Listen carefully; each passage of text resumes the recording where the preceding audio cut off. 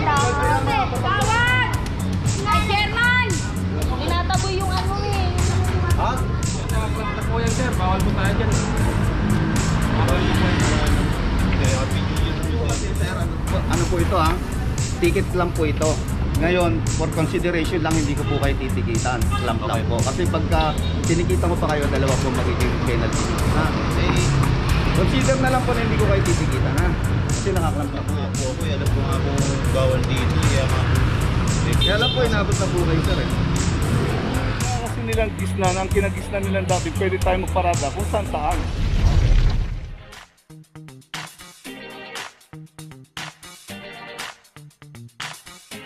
Papajo TV!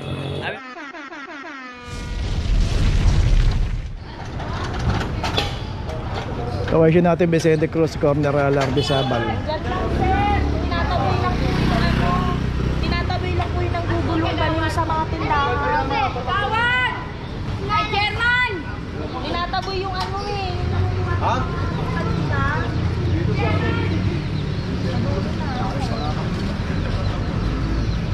So ito na club na to, 2342. Isang Fortuner.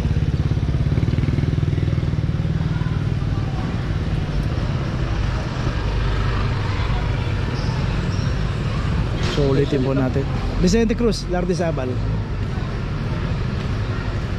So ulitin po natin dito po sa operation, random po yan kung sino po yung aabutan at naka-obstruct sa mga mabuhay lane, lahat ng dinadaanan po ng clubbing operation.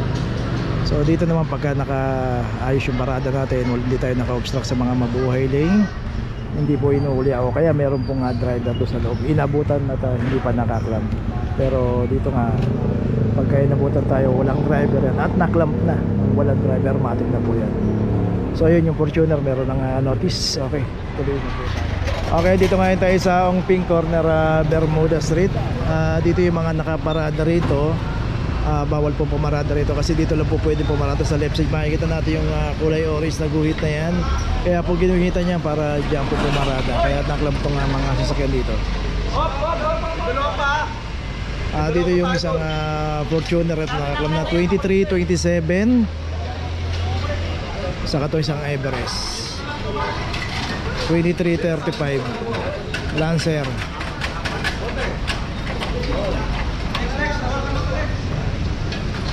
Bakit di ko na matanggal yan, pre? Ano na matanggal yan, pre? Lagariin naman ko, pre. Tama lang, kuya. 23, 24. Saan? Sa itong isang Hilux. So apat dito nakaparada.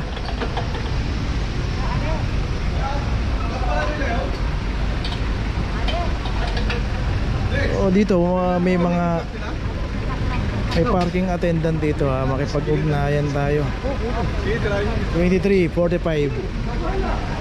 Dito makipag-ugnayan tayo sa parking attendant. Kung wala nang available na slot, pwede tayong umikot muna o maghanap ng ibang slot o pwede parkingan. Kasi dito pagka inabutan tayo rito, kagaya naka-double parking na rito, bawal na po kasi rito yan. Napakasikip po ng kahabaan ng Ongping para mag-double parking. Kaya po ginuhitan yan para dyan po nilagay yung pay parking. Dapat nga wala kang pay parking dito dahil masikip na nga.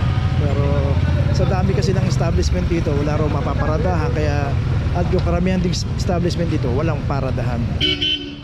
One-side parking lang, ha?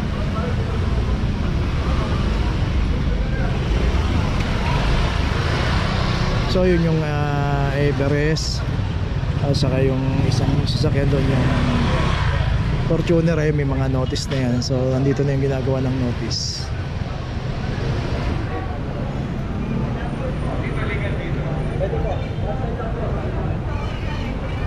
So gano'n, sumunod tayo sa policy. Simple lang naman yan.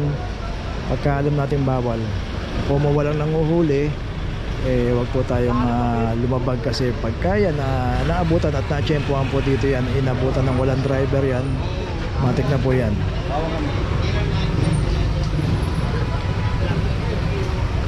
Beso, saglit lang, ha? Okay, yung isa lang, sir, ito ilalagay na rin yung notice. Dito tayo, Rolly. Okay, meron para ikaklam doon, pupuntahan natin. Nasa likod ko lang.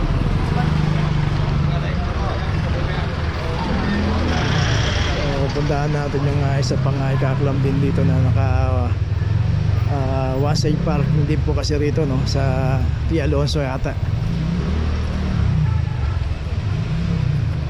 Masisikip na kalsada po kasi ito. Pero yun nga, dahil nga sa dami ng establishment dito, ang daming pumamasyal at bumibili rito sa mga tindahan dito, eh wala pong mga paradahan. So ginawa po rito para hindi po mahirapan din yung mga ibang pumaparada. Nilaglagay po ng pay parking dito. Nga lang, ito gaya nito, nag-double parking pa. So kaya naklam tong isang okay, nandito na ngayon tayo sa Alonso corner Ongping. So ito isang tawag ba dito, owner type. So ito nakaklam na rin, 2350. Comment below na lang po mga kabayan kung anong sasakyan po to. At dito yung isang Fortuner din, ito nakaklam na rin, 23-6. So dapat ang parking dito lang sa side na to. Pag dito kasi may nahuli rito, may pumarada rito sa side na to, pinaklap na po dito yan. Kaya rin po nang nasa Ongping, dapat Wasay parking, sumunod po tayo dun sa policy.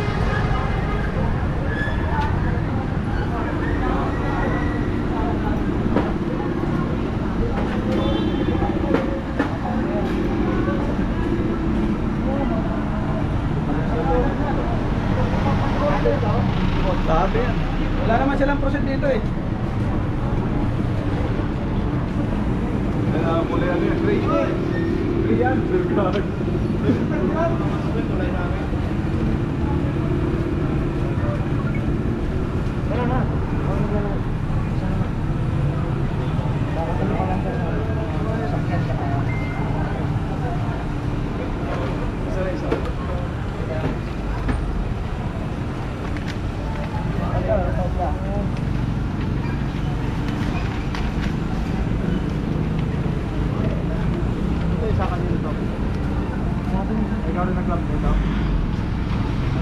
Okay, may notice na itong isang comment na lang po kung anong model lang nga sasakyan, saka anong brand po. So ito na yung ginagawa dito, yung Fortuner na lang. Number, plate number.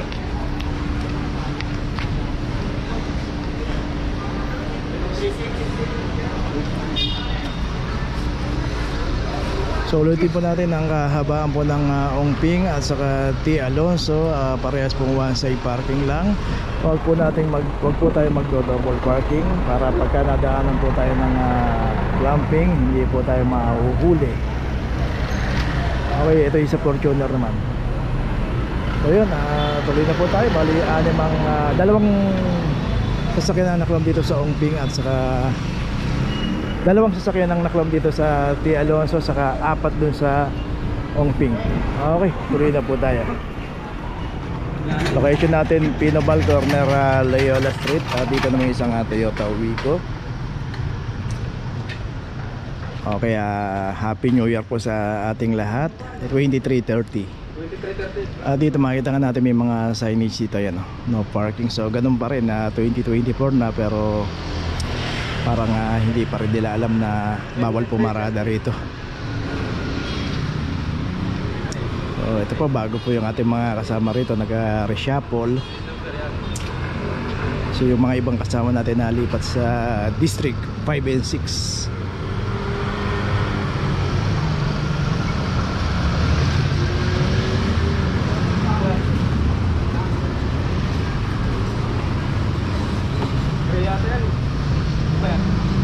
Wigo, Toyota Wigo. So medyo hindi pa kabisado nung nagsusulat, kaya medyo tutulungan muna natin. Boss, may pagpili ka niya, boss.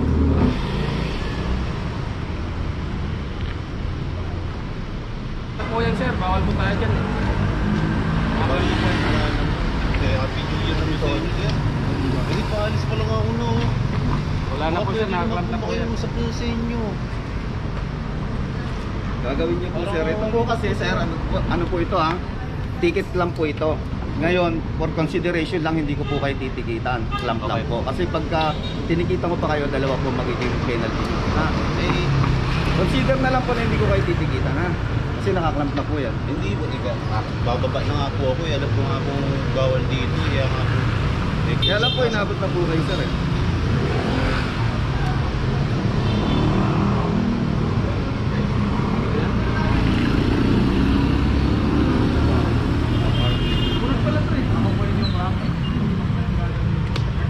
Turuan kita, ma'am.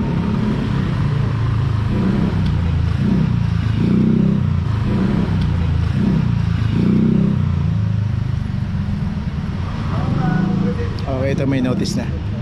So ayun nga, alam pala ni sir na bawal dito pero dito pa rin siya pumarada. Sa Central Market. Sige po.